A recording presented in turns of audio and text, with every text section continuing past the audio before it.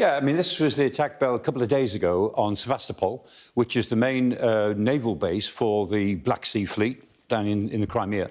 Very successful attack. They've got two big ships. We're now hearing the Ukrainians are claiming that they've also damaged one of these little corvettes. It's actually a hovercraft, but carries quite a few missiles, and that's been seen towed away. So it's quite likely that they've damaged some other ships. Already, the Russians have moved out most of their fleet to Novorossiysk, which is their Black Sea port inside Russia itself, because Sevastopol is just too dangerous. And the Ukrainians have been successful in making Sevastopol non-viable for the Black Sea Fleet. And there's some of the stills that have now come out that the Ministry of Defence in Britain has endorsed show this sort of the damage. I mean, that's the Rapucha-class landing craft on the left there.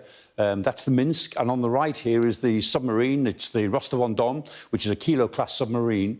And you can see the fire damage on the tops of those ships. Interestingly, here's a block of houses or buildings 5 stories high, and you can see from that 5-story building next to the shipyards itself, next to the dry docks, you just see the size of these things. And most analysts would say, well, looking at the damage, specialists would say you're not going to see those ships in operation again, probably never, and certainly not in the next few years. That is catastrophic damage in shipbuilding terms. What does that mean for the Russian Navy, then?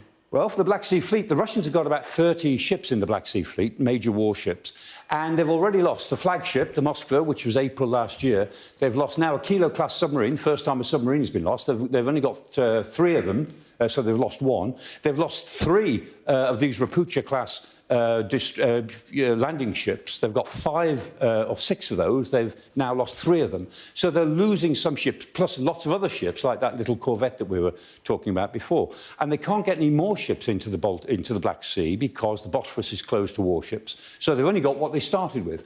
And the Ukrainians, remember, don't have a navy. So they're being reduced in terms of the Black Sea Fleet by a power that doesn't even have a navy.